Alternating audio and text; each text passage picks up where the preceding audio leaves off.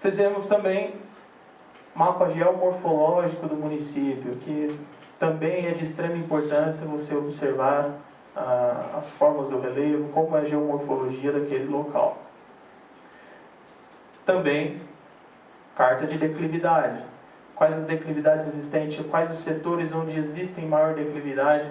Fazendo este inventário, ou durante esse processo de inventário, você começa automaticamente na sua cabeça estabelecer correlações. E isso passa a ser bastante interessante. E aí que você começa a ver a aplicação da teoria da paisagem, da análise sistêmica. Um exemplo, quando você levanta o mapa de declividade e compara com o mapa da geologia, eles têm alguma semelhança. Principalmente quando você está na formação adamantina, e em específico nessas unidades, certo?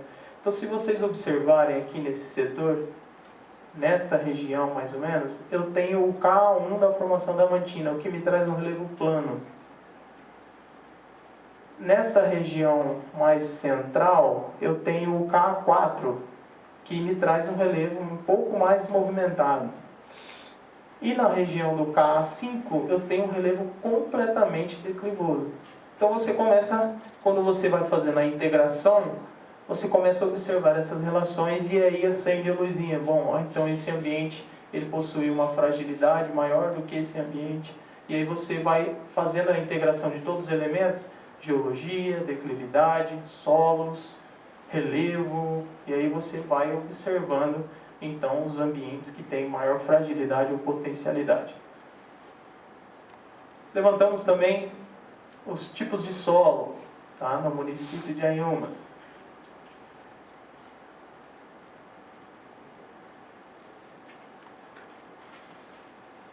Não poderíamos deixar de levantar também o uso do solo, que é importante na análise da paisagem, considerar o uso da terra, corrigindo o termo, né? O uso da terra na sua análise.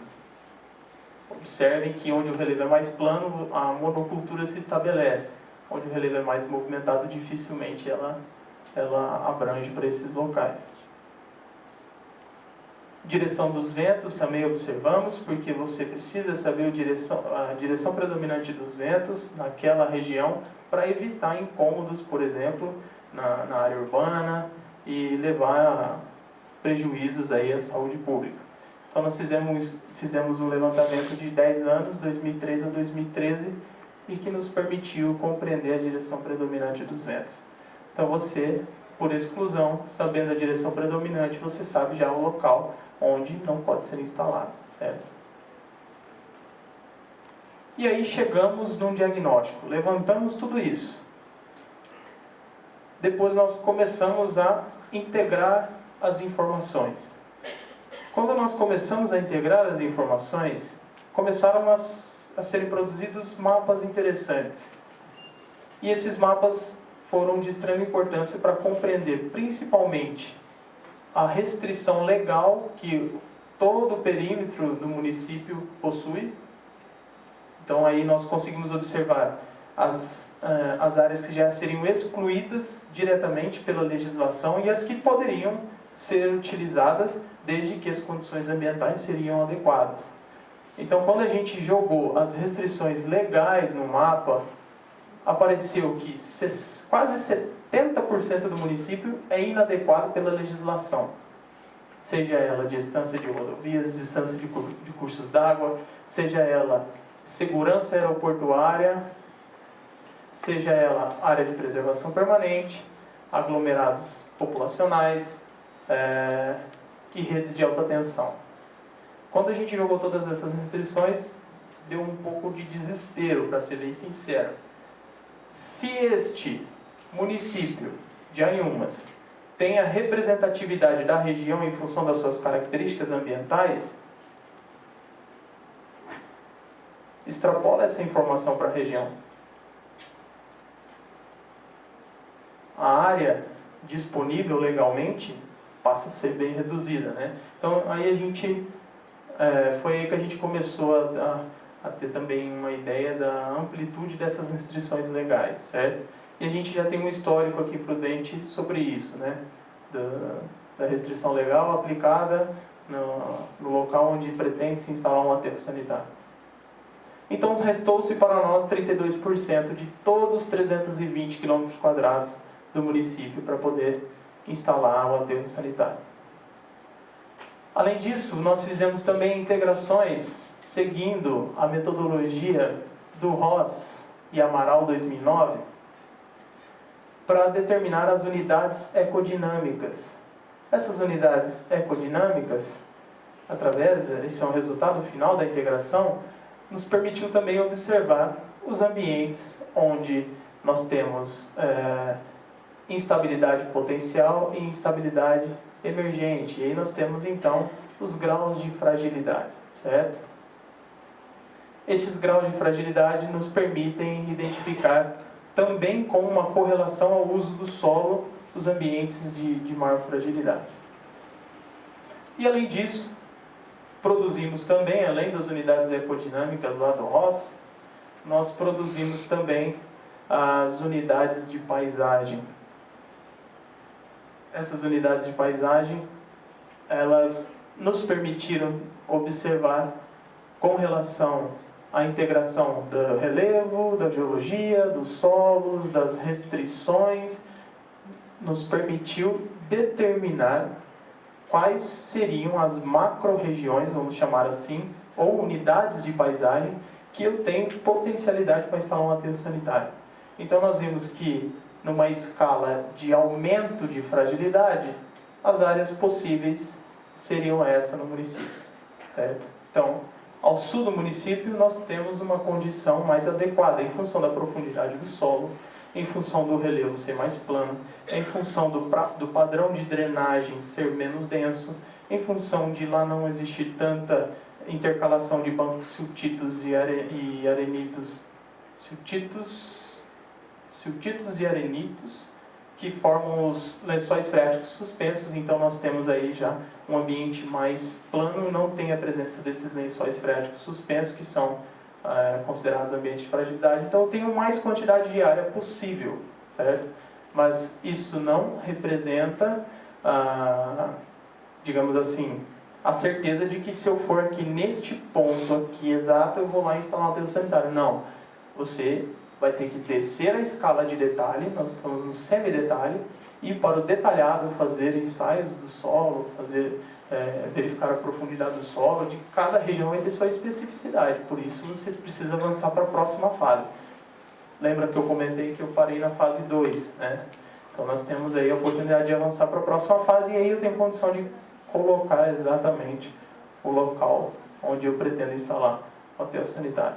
Então aqui são as unidades ou zonas onde possivelmente aqui não, tá? Onde possivelmente eu posso instalar um aterro, mas na condição de que, como eu for avançando da A para B, da B para C, a fragilidade daquele ambiente vai aumentando, até eu chegar no fundo de vale, certo?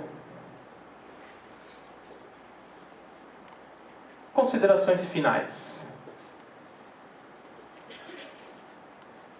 Nós vimos então o procedimento de escolha de área, como pode ser aplicado, as fases que nós podemos seguir, como nós podemos trazer o conhecimento científico e aplicar nesse conhecimento técnico, certo?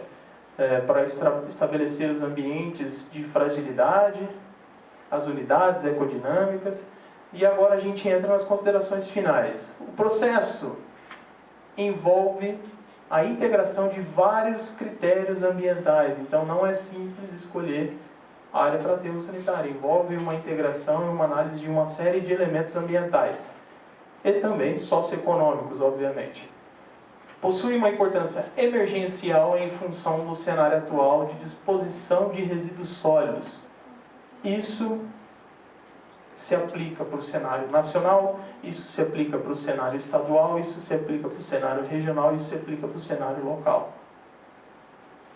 Se o estado de São Paulo é um dos mais desenvolvidos em termos de saneamento, e nós temos um cenário como esse, imagine nas outras regiões do nosso país, certo?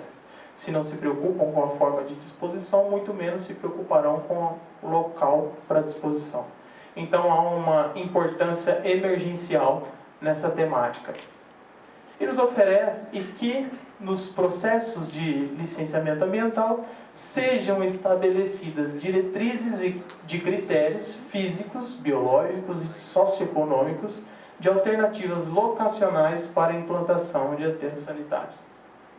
Além disso, que para a obtenção da licença prévia, e aí era um gancho com a palestra que o Fernando faria, né? Que para a obtenção da licença prévia deste empreendimento seja contemplada obrigatoriamente a metodologia de seleção de área para aterro sanitário. Então, cobrando isso daqueles que estão propondo a área, você consegue, ou melhor dizendo, o órgão consegue analisar o critério, a metodologia adotada por ele para dizer que aquela é a melhor área possível, certo? E as alternativas que eles propõem. Espero que eu tenha contribuído para o conhecimento de vocês. Ficam aqui os meus contatos e eu estou aberto a qualquer pergunta. Muito obrigado.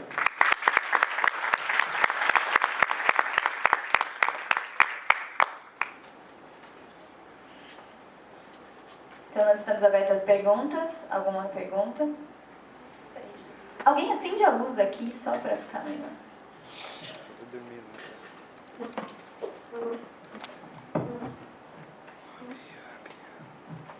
Boa tarde, meu nome é Beatriz, eu sou do 2º ano da Ambiental e eu queria saber se você tem alguma informação sobre o aterro sanitário aqui de Prudente, se já escolheram um local, como que tá a obra e tudo mais. Obrigada. Boa pergunta, né? Eu acho que essa é uma dúvida que todos nós temos e buscamos respostas. Até onde eu sei, aquela área onde eles pretendiam instalar, e para quem não sabe, do lado da estação de tratamento de efluentes, ela foi recusada pela, se eu não me engano, pela ANAC, por conta da restrição aeroportuária.